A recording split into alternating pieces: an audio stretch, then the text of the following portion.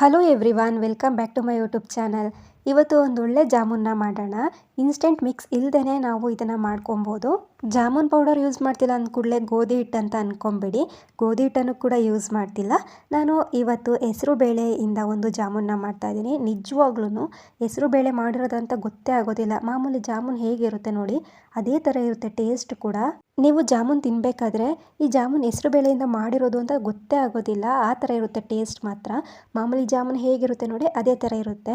ನಾನು ತೋರಿಸ್ತಾ ಇದ್ದೀನಿ ನೋಡಿ ಎಷ್ಟು ಚೆನ್ನಾಗಿ ಬಂದಿದೆ ಅಂತ. ಪಾಕ ಕೂಡ ಚೆನ್ನಾಗಿ ಹೀರ್ಕೊಂಡಿದೆ, ಹಾಗೆಯೇ ಸಾಫ್ಟಾಗಿ ಬಂದಿದೆ. ಒಳಗೆ ಗಟ್ಟಿ ಬಂದಿಲ್ಲ ಜಾಮೂನು. ಮಾಮೂಲಿ ಜಾಮೂನ್ ಹೇಗಿರುತ್ತೆ ನೋಡಿ, ಅದೇ ಥರ ಬಂದಿದೆ. ಹಾಗೆಯೇ ಈ ಜಾಮೂನ್ ಮಾಡೋದಕ್ಕೆ ಸಕ್ಕರೆನ ಯೂಸ್ ಮಾಡ್ತಿಲ್ಲ.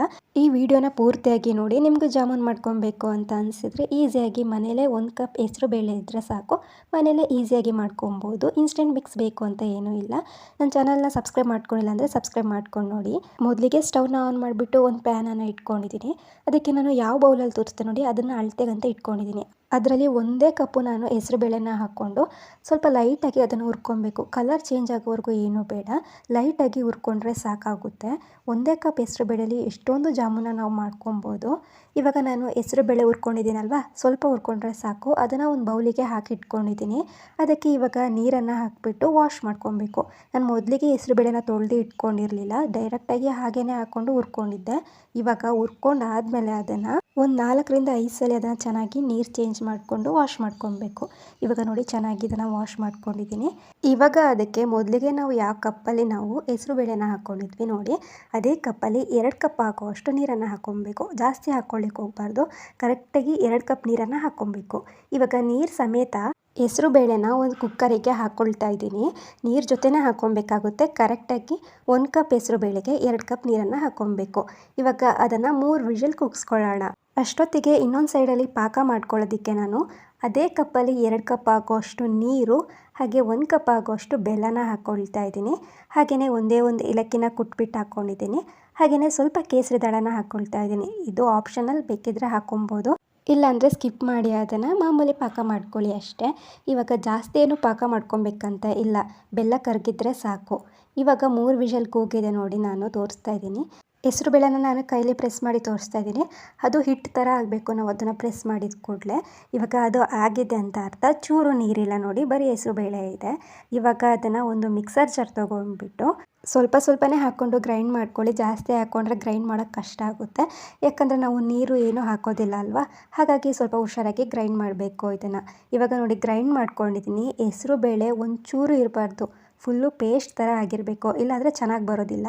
ಇದು ಮಾತ್ರ ಮೇನ್ ಇಂಪಾರ್ಟೆಂಟು. ನೀವು ಇದನ್ನು ಹೇಗೆ ಮಾಡ್ತೀರಾ ಅದ್ರ ಮೇಲೆ ಜಾಮೂನ್ ಡಿಪೆಂಡ್ ಆಗಿರುತ್ತೆ. ಹಾಗಾಗಿ ಫುಲ್ಲು ನೈಸಲ್ಲಿ ರುಬ್ಕೊಬೇಕು, ಅದನ್ನು ನೀರು ಹಾಕಬಾರ್ದು. ಹಾಗೆಯೇ ಚೂರು ಹೆಸರು ಬೇಳೆ ಸ್ವಲ್ಪನೂ ತರಿ ಇಲ್ದಿರೋಂಗೆ ಇದನ್ನು ರುಬ್ಕೊಬೇಕು. ಇವಾಗ ಇದನ್ನೆಲ್ಲನೂ ಕೂಡ ನಾನು ಒಂದು ಪ್ಲೇಟಿಗೆ ಹಾಕ್ಕೊಂಡಿದ್ದೀನಿ. ಇವಾಗ ಅದನ್ನು ಒಂದ್ಸಲಿ ಪ್ರೆಸ್ ಮಾಡ್ಕೊಬೇಕು ಚೆನ್ನಾಗಿ. ನೋಡಿ ಫುಲ್ಲು ಹಿಟ್ಟು ಥರ ಇದೆ, ಜಾಸ್ತಿ ಏನು ಹೆಸರು ಬೇಳೆ ಏನೂ ಇಲ್ಲ, ಫುಲ್ಲು ಸ್ಮೂತಾಗಿ ಗ್ರೈಂಡ್ ಆಗಿದೆ. ಇವಾಗ ಅದಕ್ಕೆ 3/4 ಕಪ್ ಆಗೋಷ್ಟು ಮಿಲ್ಕ್ ಪೌಡರ್ನ ಹಾಕ್ಕೊಬೇಕು.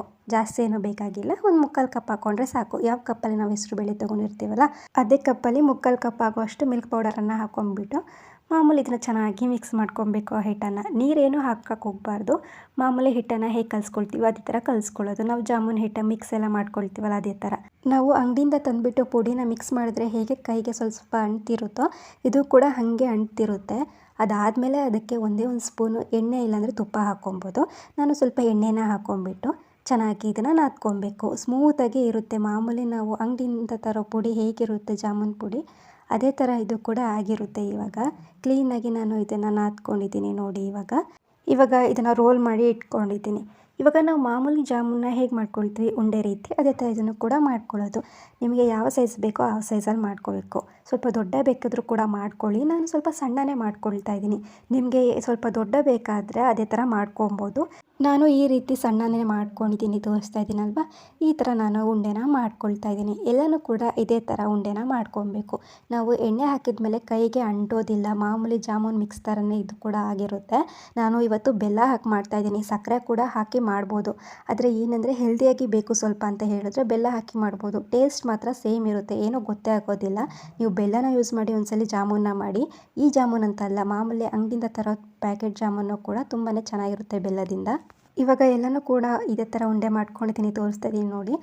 ಒಂದು 30 ಮೇಲೆ ಉಂಡೆಗಳಾಗುತ್ತೆ, ಅಂದರೆ ಜಾಮೂನ್ 30 ಮೇಲೆ ಆಗುತ್ತೆ. 1 ಕಪ್ ಹೆಸರು ಬೇಳೆಯಿಂದ ನಾನು ಸ್ವಲ್ಪ ಉಂಡೆ ಬೇಗ ಮಾಡಿಕೊಂಡು ಫ್ರೈ ಮಾಡ್ಕೊಳ್ಳೋಕ್ಕಂತ ಸ್ವಲ್ಪ ಬೇಗ ಮಾಡ್ಕೊಂಡಿದ್ದೀನಿ. ಸ್ವಲ್ಪ ಮಾತ್ರ ಇನ್ನು ಸ್ವಲ್ಪ ಸೈಡಲ್ಲಿ ಎತ್ತಿಟ್ಕೊಂಡಿದ್ದೀನಿ. ಸ್ವಲ್ಪ ಮಾತ್ರ ಇವಾಗ ನಿಮಗೆ ತೋರಿಸ್ತಾ ಇರೋದು.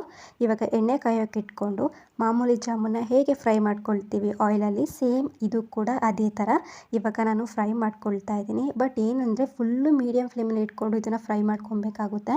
ಇಲ್ಲಾಂದರೆ ಬೇಗ ಕಪ್ಪಾಗಿಬಿಡುತ್ತೆ, ಚೆನ್ನಾಗಿ ಬೆಂದಿರೋದಿಲ್ಲ. ಹಾಗಾಗಿ ಸ್ವಲ್ಪ ಮೀಡಿಯಮ್ ಫ್ಲೇಮಲ್ಲಿ ಇದನ್ನು ಇಟ್ಕೊಂಡ್ಬಿಟ್ಟು ಫ್ರೈ ಮಾಡ್ಕೊಳ್ಳಿ. ಇವಾಗ ನೋಡಿ ಮಾಮೂಲಿ ಜಾಮೂನ್ ಹೇಗೆ ಬರುತ್ತೆ ಅದೇ ರೀತಿ ಇದು ಕೂಡ ಬಂದಿದೆ. ಇವಾಗ ನಾನು ಎಣ್ಣೆಯಿಂದ ತೆಕ್ಕೊಂಬಿಟ್ಟು ಡೈರೆಕ್ಟ್ ಬಿಸಿ ಇದ್ದಾಗಲೇ ಪಾಕಕ್ಕೆ ಹಾಕ್ಕೊಳ್ತಾ ಇದ್ದೀನಿ. ಜಾಮೂನು ಎಣ್ಣೆಯಿಂದ ತೆಗ್ದಿದ ತಕ್ಷಣ ಪಾಕಕ್ಕೆ ಹಾಕ್ಕೊಂಡ್ರೆ ಬಿಸಿ ಇರುತ್ತಲ್ವ, ಪಾಕ ಕೂಡ ಚೆನ್ನಾಗಿ ಇಟ್ಕೊಳ್ಳುತ್ತೆ. ಹಾಗಾಗಿ ಪಾಕಕ್ಕೆ ನಾವು ಬಿಸಿ ಇದ್ದಾಗಲೇ ಹಾಕ್ಕೊಬೇಕು. ಇವಾಗ ನಾನು ಎಲ್ಲ ಜಾಮೂನ್ನ ಕೂಡ ಹಾಕ್ಕೊಂಡಿದ್ದೀನಿ ನೋಡಿ. ಒಂದು ಅರ್ಧ ಗಂಟೆ ಸಾಕು, ಫುಲ್ಲು ಪಾಕ ಕೂಡ ಜಾಮೂನಿಗೆ ಇಟ್ಕೊಂಡಿರುತ್ತೆ. ಜಾಸ್ತಿ ಹೊತ್ತು ಪಾಕ ಇಟ್ಕೊಳ್ಳೋದಕ್ಕೆ ಏನು ತೊಗೊಂಡಿರಲ್ಲ, ಒಂದು ಅರ್ಧ ಗಂಟೆ ಅಷ್ಟೇ. ಈ ವಿಡಿಯೋ ನಿಮಗೂ ಕೂಡ ಇಷ್ಟ ಆಗಿದೆ ಅಂತ ಅಂದ್ಕೊಳ್ತೀನಿ. Thank you for watching.